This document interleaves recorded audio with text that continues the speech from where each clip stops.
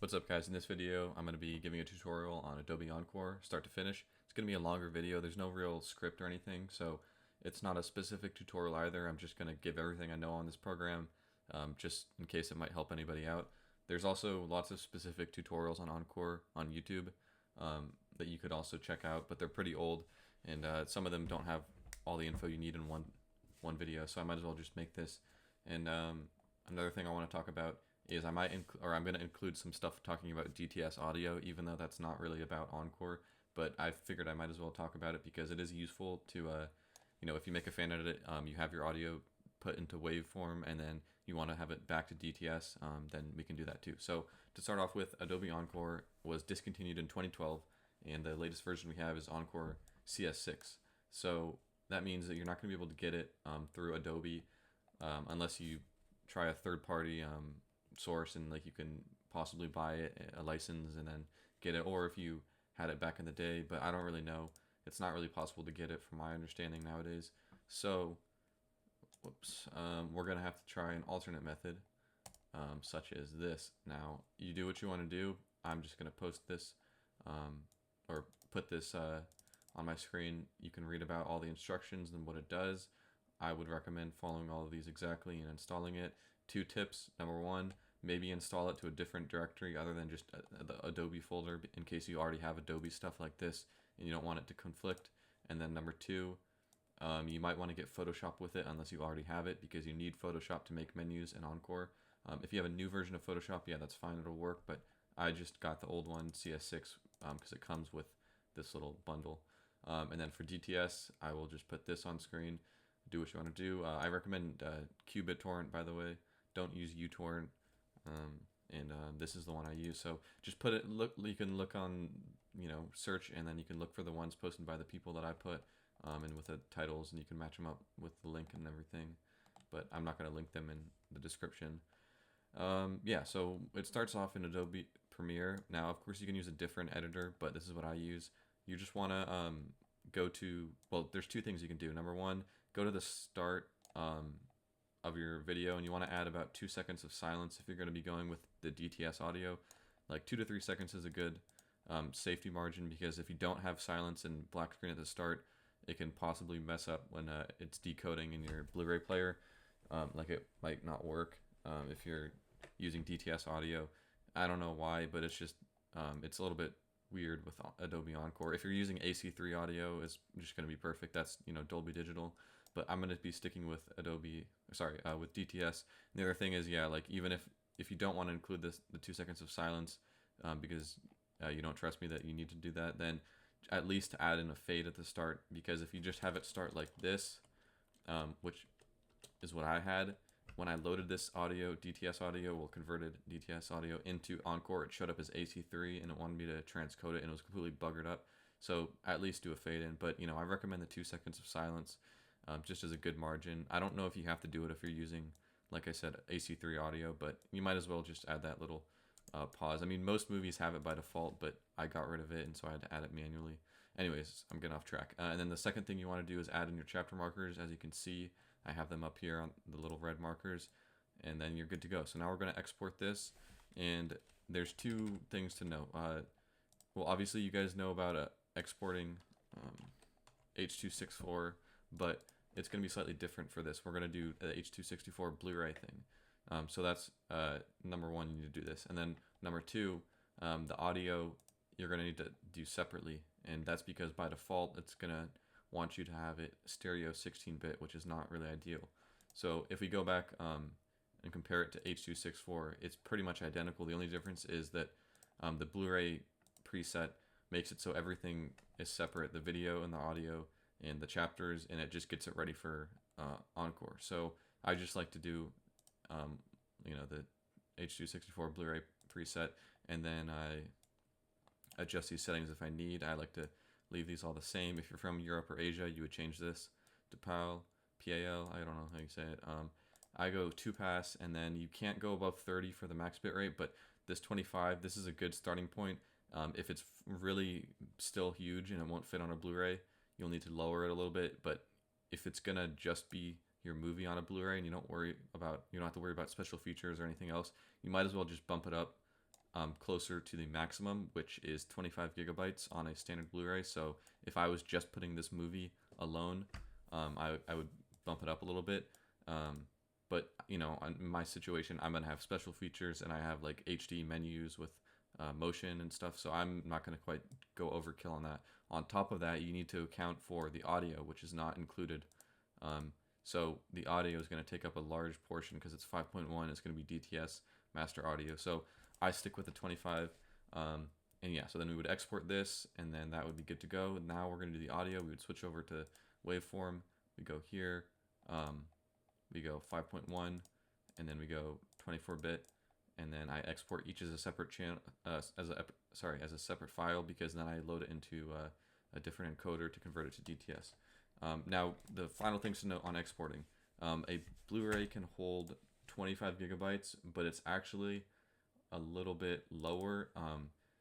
It's the same thing as DVDs, how they say it's a number, but it's actually this. So a normal Blu-ray can only hold this much. So if your movie is this, well, accounting for your audio, if everything is less than this, you're perfect, good to go. If it's over this, then you're going to have to do a dual layer Blu-ray, which there's no problem with that. The only thing is that you have to buy dual layer Blu-rays, which are more expensive than normal Blu-rays. So, you know, I personally am going to use dual layer ones for my edit, just because I have so much stuff that I can't fit on this small Blu-ray unless I sacrifice the quality. So yeah, I'm going to be doing dual layer for this video.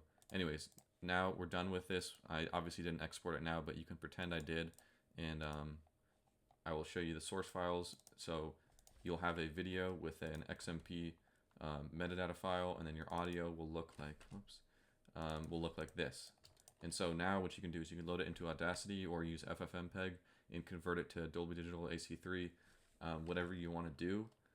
But for me, like I said, I'm going to be using DTS audio. So I'm going to open up this program. If you do end up doing this, the one thing, just follow what I'm doing on my screen right now, and then go to change adapter settings and disable everything except, well, I guess that's fine, but disable everything except the one that you're using, and it should work. Just mess around with it if it doesn't work, because basically when you start encoding this, it will be messed up and like it'll just stick on 0%. I don't know why. It has nothing to do with, like, even if you have the legit program, it still does that. So it's a weird bug. I'm just gonna do a test. I'll just show you what it does. So you encode it, and then it's gonna go pending. Okay, well, I guess this is the bug. Yeah, so I do need to disable that. So basically you'll run into this bug. And so now we're just gonna go back here, make sure this is disabled. I'm gonna close out of this, and I will reopen it. Anyways, let's move on. Actually, though, I mean, you guys get the idea. You would just go back and redo it, and it would work fine. Make sure to switch it to 5.1, obviously, like you saw me do, and you can keep the settings as they were on my screen. Now we're gonna load up into Adobe Encore, which you guys should have installed by now. It's gonna give you this error, possibly, might not, but it doesn't matter. I'm just gonna load up test. Okay, let's clear everything out. So it's similar, I guess, to Premiere in the sense of like the classic Adobe layout. You got your project files, you got your monitor and everything. So you should be familiar with this. Now, what we want to do is load in all our assets. So we go to where our source files are. We can drag in the video. This is going to take a while to confirm. So I might, yeah, you know, just for the sake of this video, is it going to let me undo this without lagging out? Okay, yeah, there we go. So I'm not going to actually put in the movie because it's too long. It's going to take forever. It'll take like 5 minutes, but I don't want to be bothered with that. So I'm just going to load the special features and pretend this is the movie. And then you would load in the audio, and then it's going to give you this warning. If you have DTS audio, just ignore it. Doesn't mean anything. And also, one thing with DTS is, even though it looks all good and it's in, when you play the audio just to preview it, you won't hear anything, but don't worry, it's working. So now what you want to check is every time you import assets into Encore, whether it's video or audio, you want to make sure it says don't transcode. That means that when you go to build the Blu-ray and then burn it to a Blu-ray, it won't convert it and lower the quality and whatever. So you want it to be always don't transcode. If it's not saying that, then that means you messed something up, and you can go back into your other programs and try to convert it a different way. So we have our movie in here, and then next up we can add some menu files. So for the menu, I want to have a motion menu where there's video in the background, and then there's stuff like buttons in the foreground. So we're going to go to our menu assets that I have here. I'll add it in the menu video, I'll add it in the menu audio, and this is AC3, as you can see. So the difference really is AC3 just takes up less space. It's a slightly lower quality, but not really that much noticeable for most people. So I just use AC3 for like menu stuff and random other audio that's not that important. Another thing is I ripped, when I burned the Blu-ray, not burned, yeah, when I ripped the Blu-ray from, we're using Make MKV, I got some other assets. So I also have the Warner Bros. Intro with the audio, and I also have this little intro like with the PG-13 rating and warnings or whatever. So now we have all of our assets for now, and we just need a menu. So before we move on and organize these assets, let's take a look at the menu. So you're going to want to go into Photoshop and make a new 1080p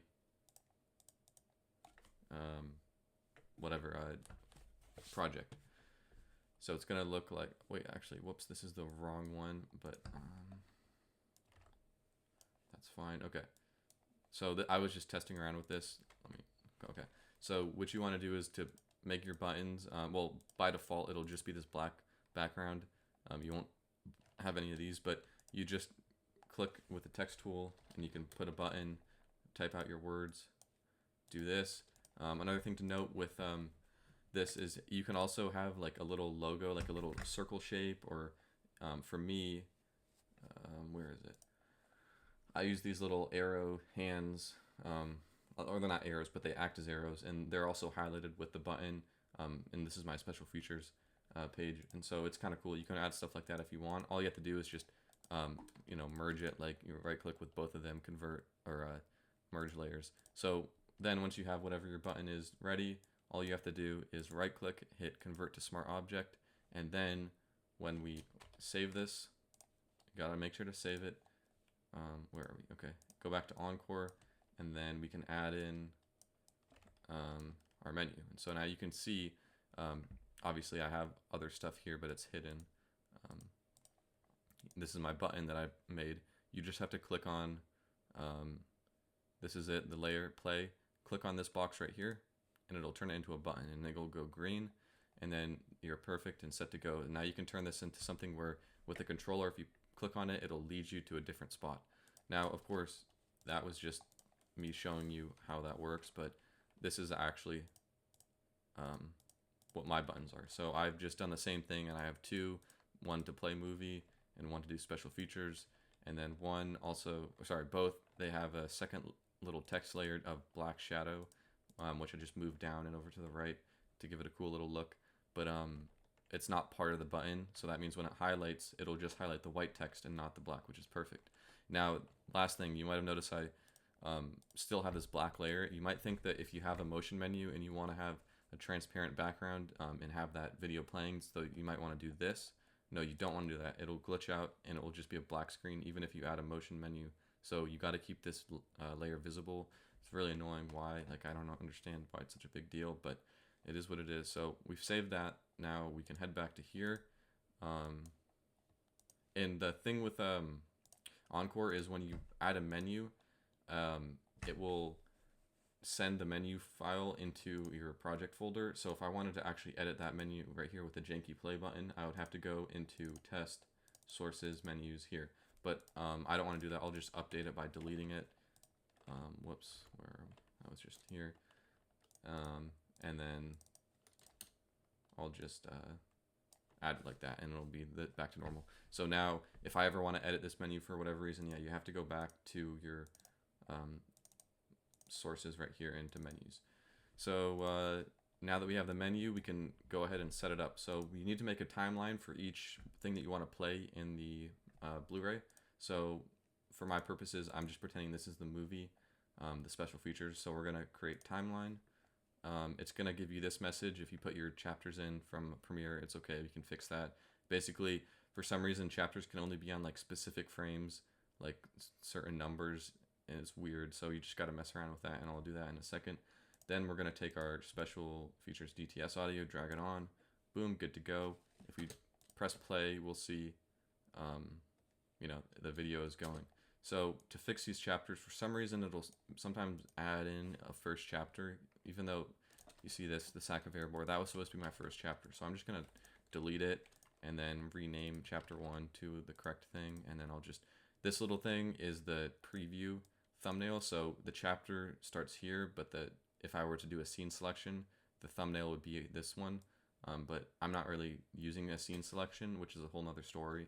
It's just, I don't feel like it was useful to have. I mean, nobody's really gonna watch my fan edit and want to go through the chapters. Like, it's a cool thing to have, but it just served no purpose. If you do want to make a chapters thing, a scene selection, then you can find a different tutorial video. There's plenty on YouTube. I'm not going to bother going into it. It's not that hard. Once you understand how to make a menu, you can make that.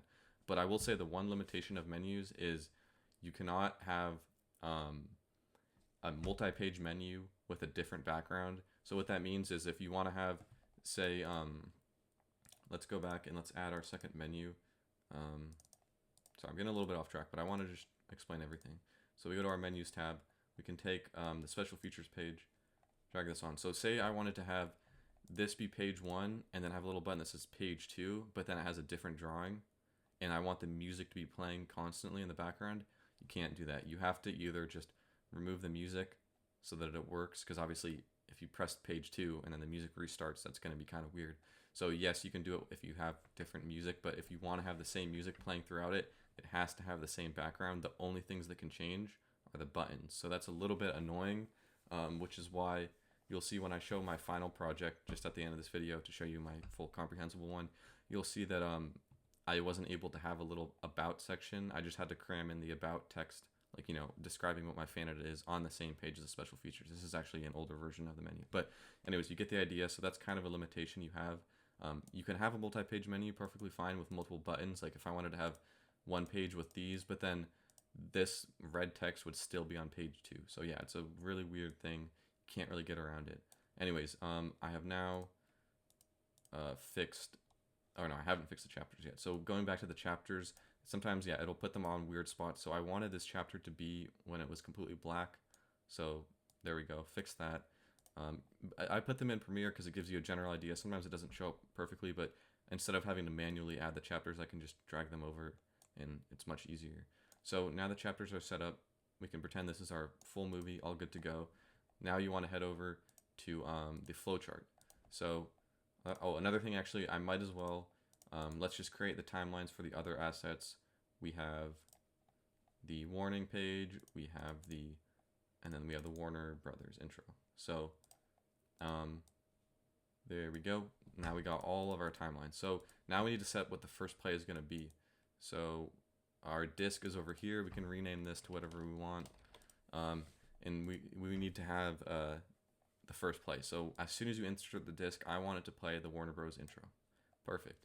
Then after that, I want it to go to the main menu. So we'll go there. Then I want it, if you play the movie, I want it to go to here. And if you go to special features, I want it to go to this menu. Whoops, I made a mistake. I actually want it, if you play the movie, I want it to go to this first. There we go. And it'll automatically send it back. And then I want it to go to here.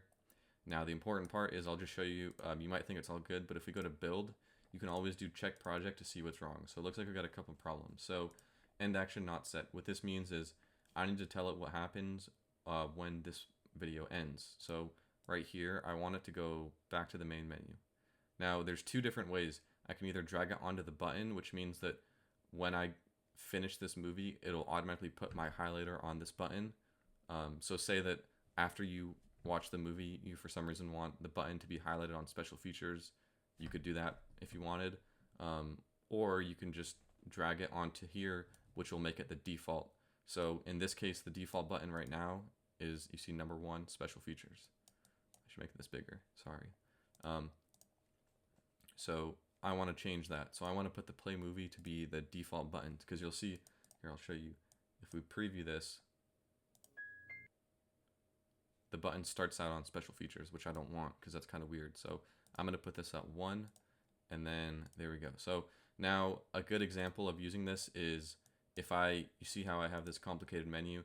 If I click on Duran's Folk and then I finish that, I want the button to stay on this and remember that, because then it'll be easier for the viewer to navigate instead of having to go back to return every single time.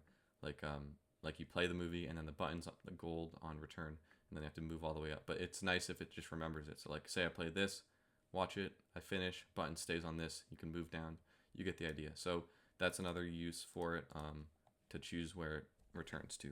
Now the other thing that you'll notice is I don't have a link set for this. I just haven't added the other assets to play these things, but you can still build a Blu-ray if it doesn't have links set on buttons, just if you want to test, even though it says it's an error. There's other more damaging errors that you can't let through, obviously, but we don't have any of that. I mean, we haven't done anything crazy. So that was the overall overview of the menu. I'm thinking, oh yeah, the last thing actually I want to talk about in this is the colors. I forgot about that.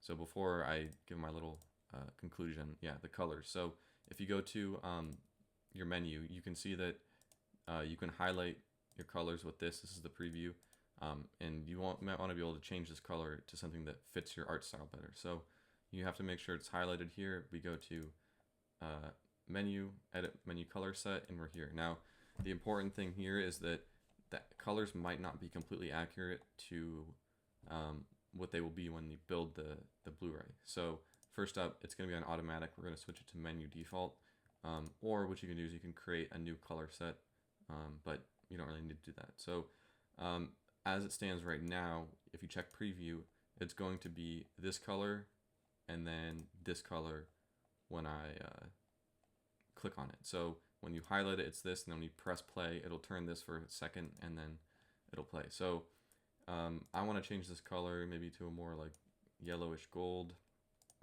And then the other thing is, you'll notice the opacity is 47%. Now, let's see. This might look pretty good right now, but when you actually build it, it's gonna look more like this and like super washed out. You see how it's all washed out? That is the reality, and that is because the 47%. Whoops. So you need to make sure that you test around with this and you bump up the opacity, because Blu-rays do not handle low opacity perfectly. It can try to fake it, but it doesn't look that great. So I usually go to about 73, and then I adjust from there. This looks pretty decent. So basically, like what colors you see, just subtract a little bit of color from it in your vision, and then it'll be fine. So, and of course, you can always just build and test over and over to see what's perfect for you. But if you're really confused why it's not showing up the same as what you see here, it's the opacity. And then also, I like to just do this. Check this box. I don't really like to have a different color when you press play. I'm fine with it just staying one color. Then you click OK, and now you can see over here it says the color set is menu default. Now we also have to go back to our other menu and then change it to menu default. So there we go. So now you can see here the color is updated. Yeah, and so I guess, oh yeah, I completely forgot about this. Sorry. So we want to make the motion menu, right? So what you have to do is go to the motion tab. Very simple. Just add the video, which is menu, and then the audio, which is menu AC3. There we go. So now you'll be able to have a moving menu playing in the background, which is great with audio. And then for this menu, you know, this one, maybe I want music in the background. Well, let's just play. I'll just play the Warner Bros. Audio because I don't have anything else. So yeah, that's pretty much it. But when you do go ahead and preview it, you will see it's a black screen. I don't know if that audio is really loud, but now this can be because of one of two things. Number one, you need to render it. Click this, and then that might fix it. If it still didn't fix it, then you definitely just left this layer undone, and you gotta go and fix that. So we can close out of this now. I guess one thing I might go over is I'll show a little bit. Of my full final menu. let's see, where is it? Just to show you what you can do with the menu. Okay, well, I don't actually want to render this because I'll just show it on my main project. But yeah, that's pretty much most of it in the video. What is playing? Oh, yeah, let's close out of that. Let me just check though if there are any more tips that I wanted to go over. I already talked about the black background. I already talked about the color opacity.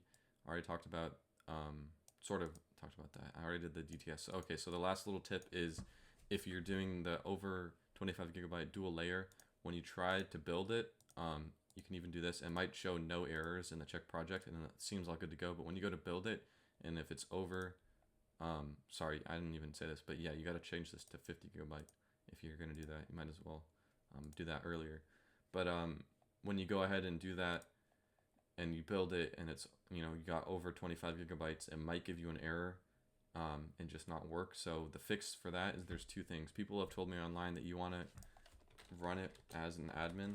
So right click, run as administrator. I don't know if that works, but what I do know works for sure is just instead of doing it as an image, do it as a folder, and then use image burn, which you can find online easily, and just use this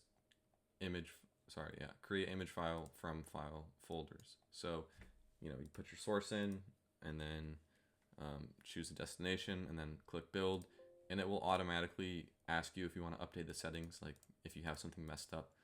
So that's perfect, and then that will give you your final Blu-ray ISO, which I will show right now, I guess. This is an example of what it looks like when you're all done. So you can open it with VLC, which is really cool. While that's opening, you can also burn it to a DVD, obviously.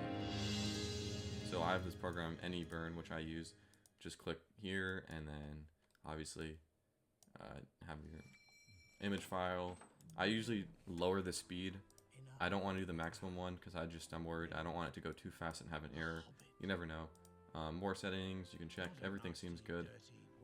So yeah, that's basically it with the ISO for burning. But here's the digital version, full screen. It looks much better in full screen because for some reason it can be a little bit pixely,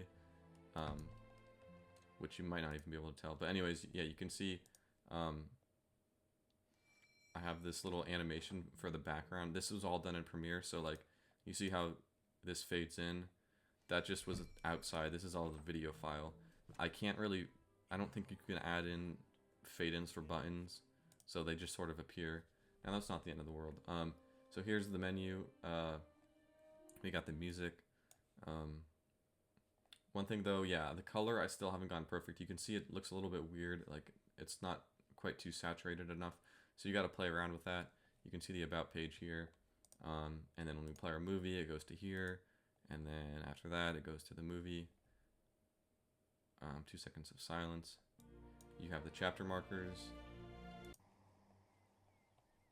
It can be a little bit laggy when you're skipping on a Blu-ray ISO, but that's fine.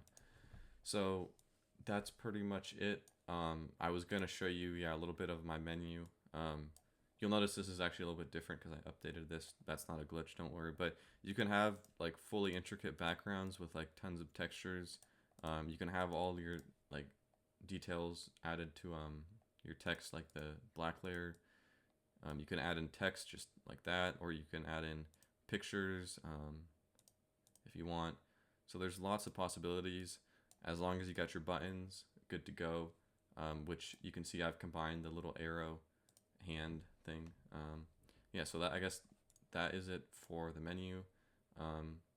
Now I will show, for the last thing, I just want to show my project when it's all finished to show you just what it looks like.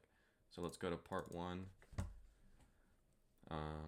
And then this gives you so many possibilities. So I'm not going to show it in this video, but for the part 2 disc, which you can see I have right there, instead of having it go straight to the main menu or go to the Warner Brothers thing, and instead have it just go straight to resume film, and it's like, would you like to resume film? And then you can also click the other button to go to the main menu. So it gives you an option, and then it would take you to the the main menu. So yeah, it's really cool how you can set whatever you want to play at the start. You can play around with that.